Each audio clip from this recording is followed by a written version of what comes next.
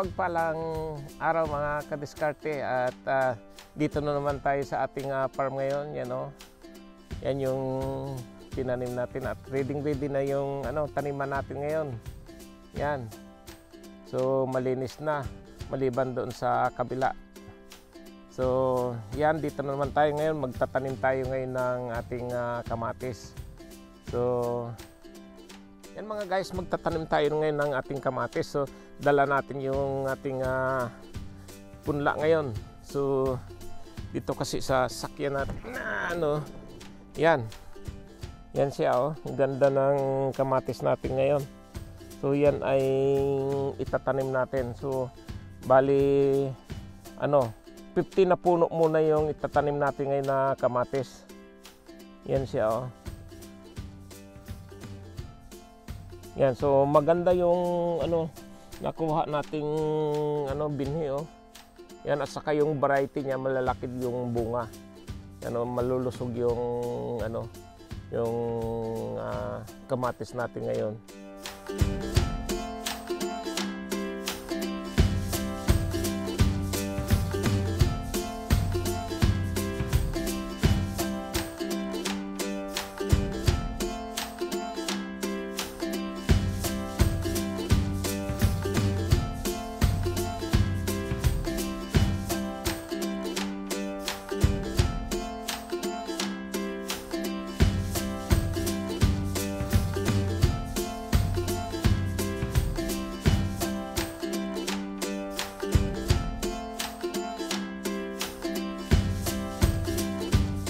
Pagpalang araw mga kadiskarte. So dito na naman tayo ngayon sa ating farm. So magkakaroon na naman tayo ng mga bagong video kasi excited na naman tayo ngayon kasi summer na dito sa Japan. Simula na siya ng summer, so oras na ng pagtatanim. So ngayon ay kaano tayo ng ating kamatis na binhi. So ito, napakaganda ng ating mga pangtanim ngayon. So at maganda itong variety ng ng kamatis natin kasi malalaki yung bunga niya. So samahan niyo ako mga kadiskarte kasi tuturo ko sa inyo, ipapakita ko sa inyo kung paano tayo nagtatanim ng kamatis, tapos kung paano ito pabungahin natin ng marami. So kung nasundan ninyo mga kadiskarte yung mga video natin sa mga naunang mga tanim natin, mga ilang taon na tayo nagtatanim ng kamatis, nakikita ninyo sa mga video natin, kung kayo sumusunod, talagang yung bunga talagang napakarami. So hiktik talaga yung bunga niya. So may paraan kasi tayo kung paano natin inaalagaan at magtanim tayo ng kamatis. So panoorin niyo itong video natin mga kadiskarte hanggang matapos. So kung bago kayo sa ating channel ay i-subscribe ninyo ang ating channel, Madiskarting Tatay. Yung i-like ninyo at malaking tulong sa aming mga content creator ang pagla-like ng aming mga video. Kung okay lang sa inyo, i-share din ninyo para makita din ito ng mga ibang mga farmer o mga nagtatanim din, para malaman din nila at magkaroon din sila ng ideya, lalo pa yung mga baguhan natin na nagpa-farming. So maganda mga kadiskarte ang nagpa-farming kasi may kita talaga kung marunong ka mag-diskarte at tatiming. So ito mga kadiskarte, ituturo ko sa inyo kung paano tayo magtanim. Ito mga kadiskarte, hindi yung lupa natin malambot ito, kaya hindi natin kinultivate. Hindi katulad doon sa kabila kasi may mga manure kasi itong natin, yung lupa na tinataniman natin. So ito siya, bali 50 puno itong itatanim natin kamatis. So taon-taon ito yung ganito lang karami yung tinatanim natin, mga 50 puno. Pero kahit 50 puno lang ito, binibigyan tayo ng napakaraming bunga na halos hindi natin na So, yan mga kadiskarte. Ito mga kadiskarte, yung pagtatanim ko, kasi naglalagay ako ng balag. Ito yung nakaraang taon na yung tinaniman natin dati. So hindi ko na binago kasi siyempre sayang pa naman kasi matibay pa itong balag natin. So bakit tayo naglalagay ng balag? Kasi napakaganda na yung kamatis natin ay may balag kasi ang kamatis talaga ay tumataas. Kung yun nga sabi ko sa inyo, kung nasusundan ninyo ang video natin ay makikita ninyo yung kamatis natin ay kasing taas ko. Ganun siya kataas. Kasi bakit siya tumataas? Kasi may balag, sinusundan niya pataas yung balag natin. Kaya nagbibigay din siya ng maraming bunga kasi habang tumataas siya, siyempre mahaba yung katawan niya, yung puno niya, ay ibig sabihin nagdadami din yung bunga niya hanggang pataas plus yung mga sanga niya. So yun ang isa sa mga diskarte natin kung bakit umaani tayo ng maraming bunga sa kamatis natin kahit hindi sobrang dami ng puno. Siyempre kung mas yung ginagawa natin, mas marami pa kasi kung pang komersyal talaga, pang hanap buhay na talaga ay mas kikita ka ng malaki.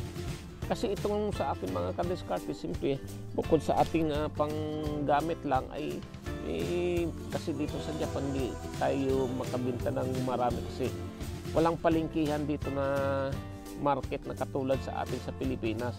So ito ay binibinta ko lang sa mga kaibigan at mga kapwa natin Pilipino. Ayan lang ang kaya hindi ako makatanim ng marami.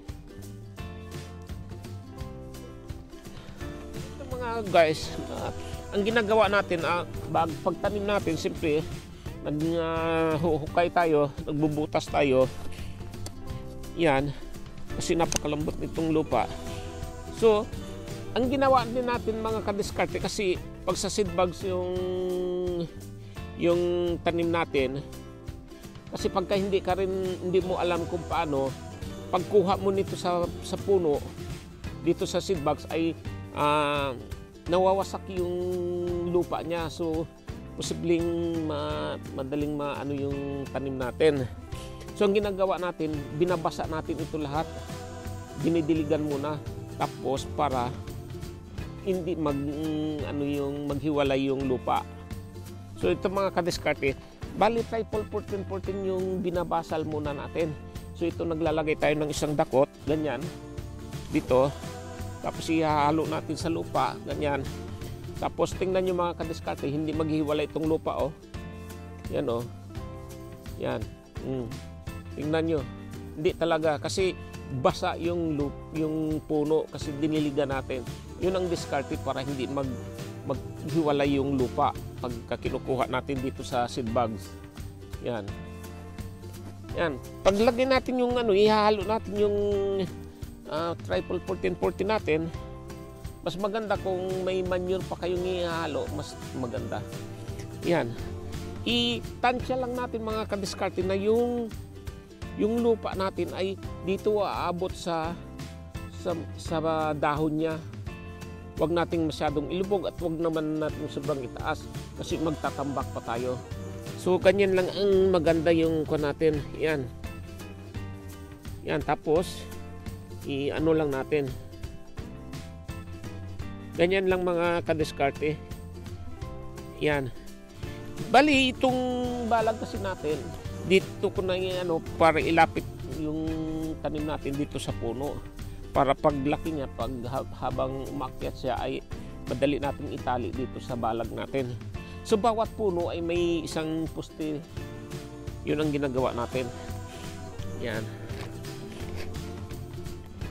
So i-distribute na lang muna natin itong natin para hindi kasi baliktaran to dalawa-dalawa. Yan, i-distribute natin para Kasi marami-rami din ito.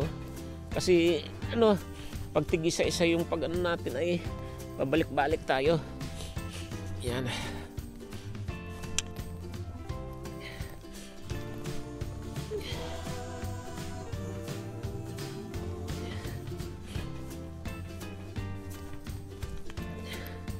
Kabilaan kasi ka-discard itong tanim natin.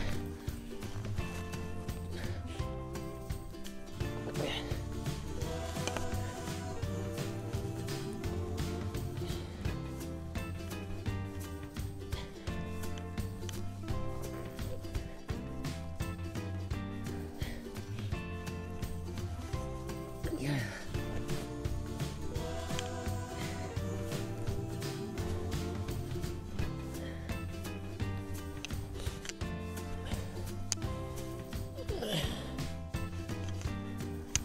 Nakasombrero tayo ngayon mga kadiskarte kasi medyo muulan-ulan dito kaya ito nakaano tayo.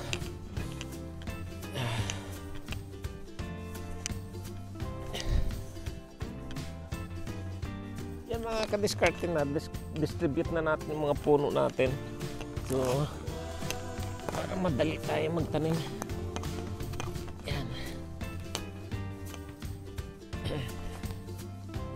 Yan, maganda talaga. O, tingnan nyo mga kadiskarte, hindi nagkakaiwala yung lupa kahit ganunin natin. O. Yan. Diba, pagka hindi natin ito binasa, hindi natin tumawa ka ng ganito, sigurado mawawasak yung lupa. So, posibleng mamatay yung tanim natin. Yan.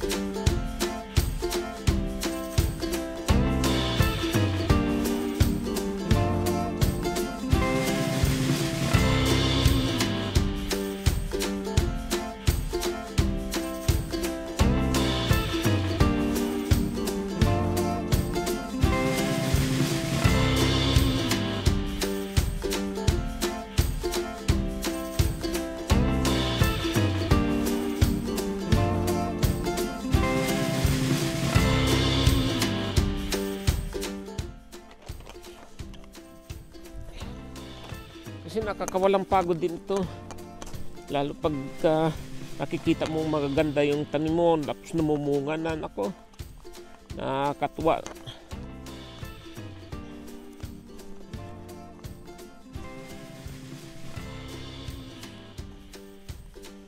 Yan, hindi natin nadamuhan ito.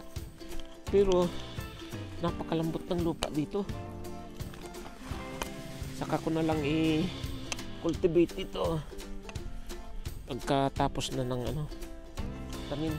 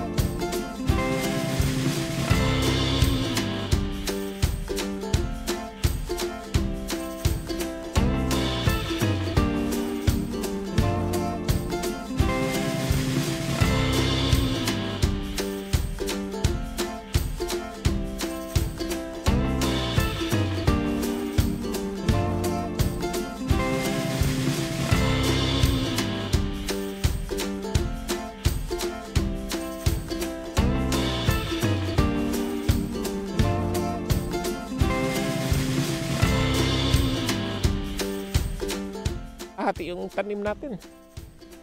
Yun, may isang ano pa. Ito mga 30 puno pa. Yun, no? Yan ang mga kadiskarte na tapos natin itanim yung ating kamatis. Yan.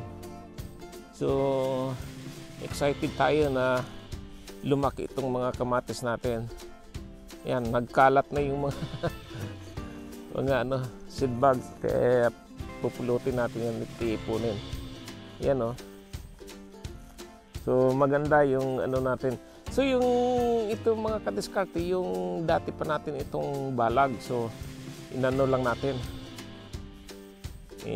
Ginawa natin ay ganun pa rin. Di na natin ginalaw. So ayan, bali 50 puno itong ano kamatis natin, pero may natirang 2 puno.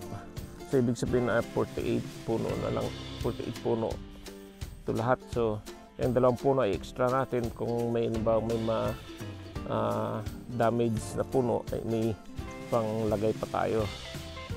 Ayan mga kadiskarte, magtanim lang tayo, huwag tayong maya. So basta may tinanim, may hanihin tayo. At ito rin yung, ito ay ang katabi niya yung may upo natin dati at saka ampalaya. So ngayon ay ampalayang itatanim natin. So yung mga upo natin dati, oh, yan lang. Nagkahulog lang, hindi natin naubos. Yun, oh. Kaya yan. So ito, balilinisin pa natin sa kataniman natin ng ano, ng ampalaya. Yan, pupunuin natin ng puro ampalaya ito lahat. Yan, malawak yan. Yan ang mga kadiskarte, maraming salamat sa inyong lahat, sa ating mga viewers natin, sa ating mga subscriber natin. So ayan, sana may konti tayong natutunan dito sa ating pagtatanim natin ngayong araw. So yan kung bakit naglalagay tayo ng balag, kasi yung kamatis natin ay, kung nakikita ninyo doon sa ating mga video dati, ay kasing taas to. Mas mataas pa dito kung minsan. So ibig sabihin pag tumataas, so mas marami ding bunga hanggang pataas yung binibigay sa atin. So nakakarami din tayo. So kaya mas maganda mga kadiskarte, lagyan natin ng balag yung kamatis. Pero optional lang naman ito. Hindi naman lahat na ibig sabihin ay kung walang balag ay hindi na maganda. So optional lang, kung halimbawa kung mayroon lang pang balag ay mas maganda. At mas maganda pa kasing mag-harvest at madali ding maglinis ng mga dahon nila, para yung mga uod ay hindi sila masyadong matirahan, para maganda ring tingnan. So yan mga kadiskarte, yan yung mga taniman natin. Yan. So hanggang doon. Yun yung talong natin, nakatanim na tayo. So pero kulang pa yun. Yan. Maraming salamat sa inyo mga kadiskarte. God bless po sa inyong lahat. Bye-bye. Yan po.